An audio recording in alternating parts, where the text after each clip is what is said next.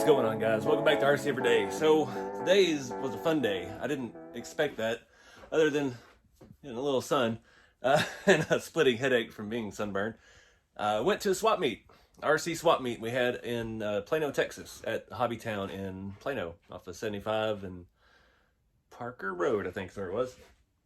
So I used to live over in that area, so I'm kind of familiar with it. But this was really cool. It was a lot bigger than I thought it was, and yeah, thanks to 110 Rod Shop, Dustin and Jay came out.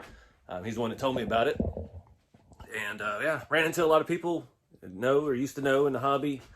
And yeah, had some good times and got rid of some stuff I didn't need. Did not buy a whole lot. I thought I did. For some reason, I felt like I was buying a lot of stuff. Mostly I did some trade deals with Dustin. And yeah, I got rid of some stuff I haven't been able to use. And yeah, made some money to keep the channel going. So that was good. And yeah, got to hang out with some people, meet a lot of people. And yeah, I don't know why, I've always felt like the Dallas-Fort Worth area did not have that much of a RC scene. And I think it's just because it's such a large area and it's so spread out. Because this was huge, and there was so many people there, all different stuff, all different genres of the hobbies, crawlers and racing and on-road. And the thing there was not that much of was small scale stuff, which was kind of nice to see, because that's kind of taken over the hobby. I mean, all the hobby shops, everybody's getting into the mini Z's and things because it's cheaper and it's easier for everybody to do. So yeah, it was nice to see a lot of even vintage stuff, monster trucks. There was everything out there.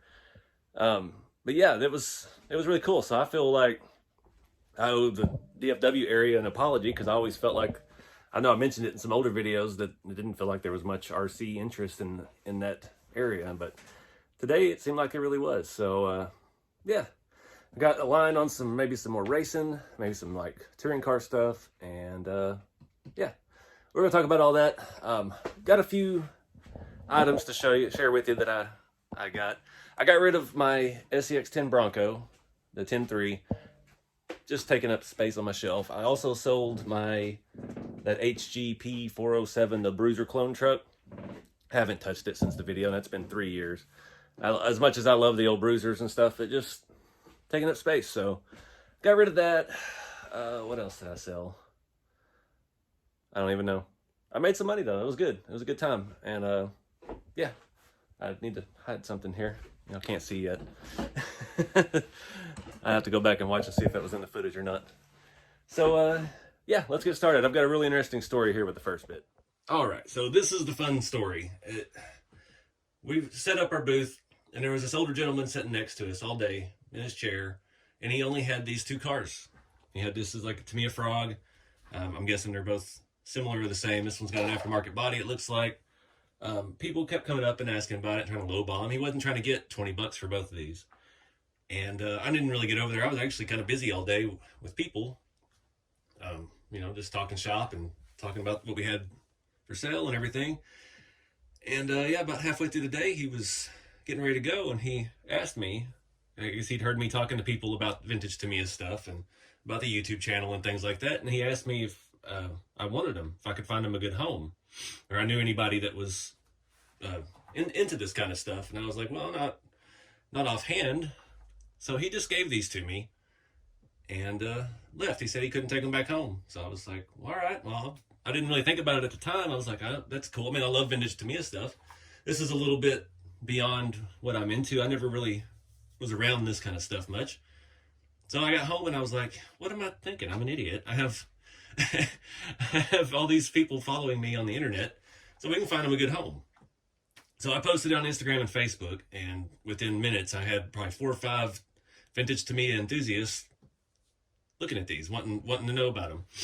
So they're going to a new home. I've already talked to someone. Let me get their name real quick. So they're going to Rich Bishop. He has actually been following me for a while, and yeah, he's got one that's incomplete, and this one's almost complete. And thinking he can maybe make 2 of them out of it, keep them alive, keep things going, and honor the man's wishes, get him to a good home.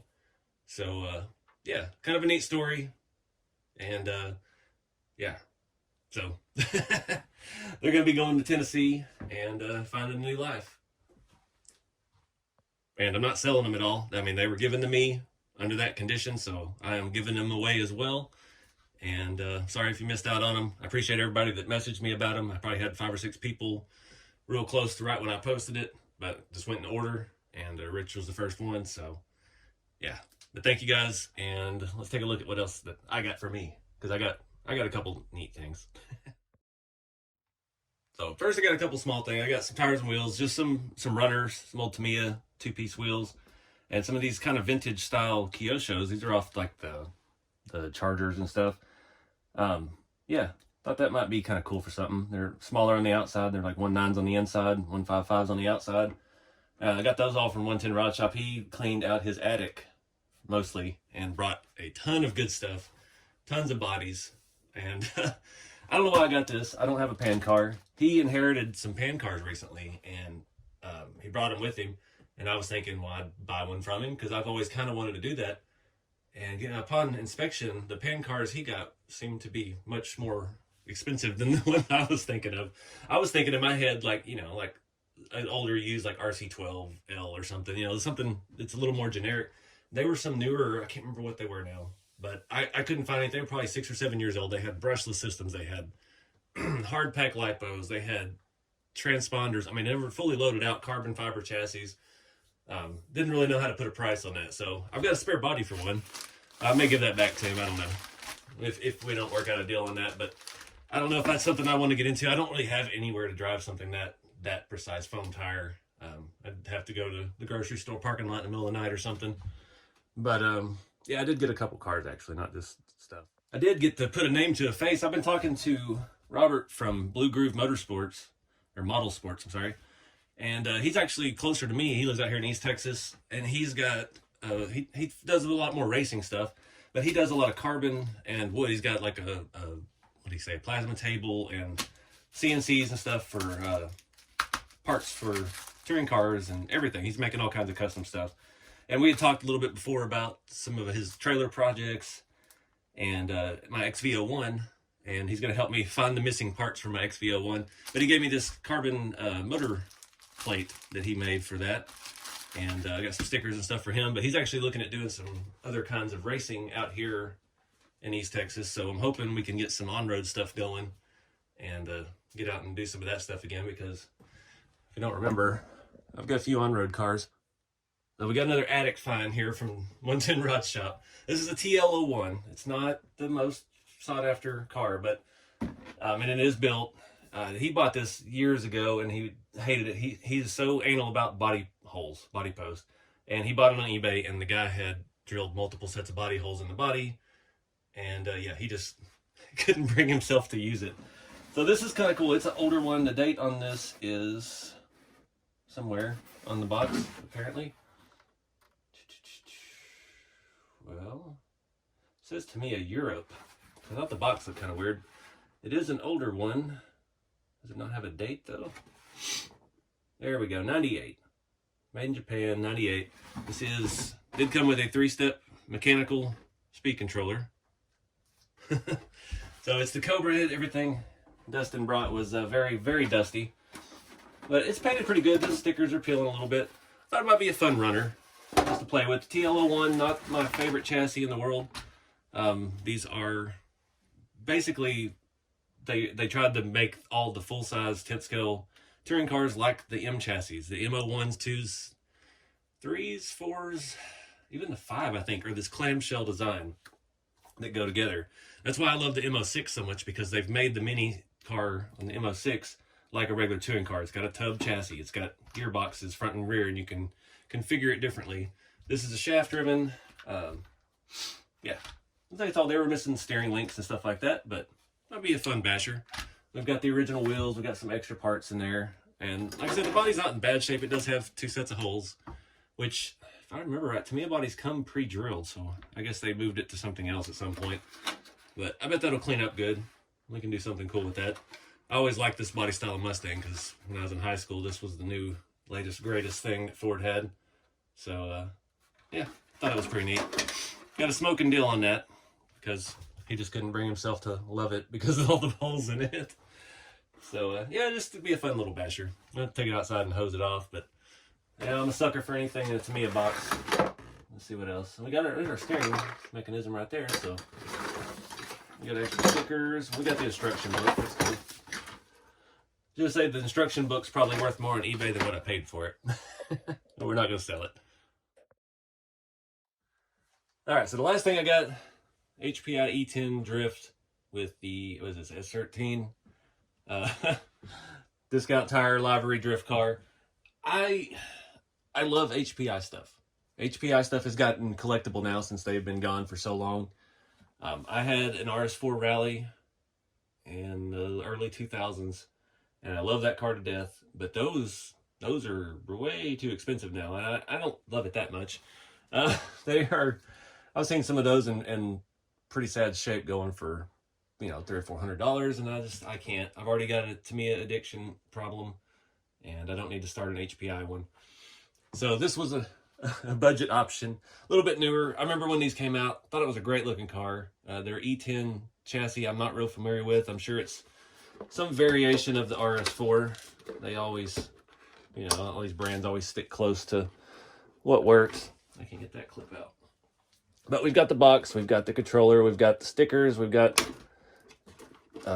all the original stuff with it. Body is used. It's got a few cracks and dents, and it'll be a good fun drift car. Chassis looks fantastic. Body looks like it's got a couple 10-20,000 miles on it. The chassis looks actually pretty nice. It's pretty basic. It's got plastic shafts and stuff, but not too used. But it's just something I'd seen back when I didn't have any money to buy it. So I think I traded him, what did I trade? I traded the Kyosho Phaser that me and Jeremy raced at his house in Kentucky. And that body was pretty beat up. The chassis was still good. I'd fixed the gears that I'd stripped out on it. And he's already got a bunch of Kyosho stuff. A lot of phasers. He's got all the Chargers and all the Mopar muscle cars. So I knew he had this. I remember seeing this the first time I ever met him. And yeah, it ended up in his attic. And he got it out and tested it and drove it last night. And then brought it down today. And I just walked up and said, "That's mine." Put it in my truck. And then we swapped other cars and everything's all good. So I don't know what I'm going to do with it. I don't know if it'll be on the channel at all. It may just be a little fun drifter I can take out and go bang around and have fun behind the scenes, which I do that from time to time. I've got a few cars that I do that with. They're just for me. I don't have to film. I don't have to think about it. I don't have to post about it. I just actually enjoy it, you know, back like I did when I was a kid. So I'm pretty happy with the day. It was an awesome experience. I'm getting to meet so many people in the area, local people, and even people that knew who I was, which is always surprising to me. Lots of good deals. People were very generous with wheeling and dealing, and yeah, had a good time. So be sure to get out there and support your local hobby shops or your clubs or whatever it is you got in your area. We need to keep this stuff alive and keep it going. The lady that got my SCX10 Bronco, she was very excited about it. And yeah, there's a family RCing together, so that's what we like to see. But I think that's going to wrap it up for this video, guys. I appreciate y'all watching, and appreciate everybody that's involved with the channel. Sends me love, comments, and messages and everything. And yeah, appreciate everybody that reached out about those two vintage Tamiyas. Wish I had more to send everybody. But that's kind of neat. That was just kind of a neat story. I don't know anything about that man, or where they came from, or how he ended up with them, if he's had them since they were new, or what. He just wanted them to go to a good home. So we're going to honor those wishes and send them to somebody that can actually use them. And yeah, not taking any money off of it or nothing. You know, it was free to me, so it's free to the guy that's getting them. I got to box them up now and hopefully get them in the mail this week. But stay tuned with the channel, guys. We got a lot of stuff coming. I am so far ahead on videos right now. It's insane. I think at the time of filming this, I have 10 videos done. And yeah, that's, if I keep doing 3 a week, we're way ahead. We got Texas Crawl Fest coming up. I got Beat the Creek coming up in Kentucky. And yeah, I'm not sure. Axial Fest Badlands. Got my axial build ready. So I think that's it. Keep it scale, guys. I'll see y'all next time.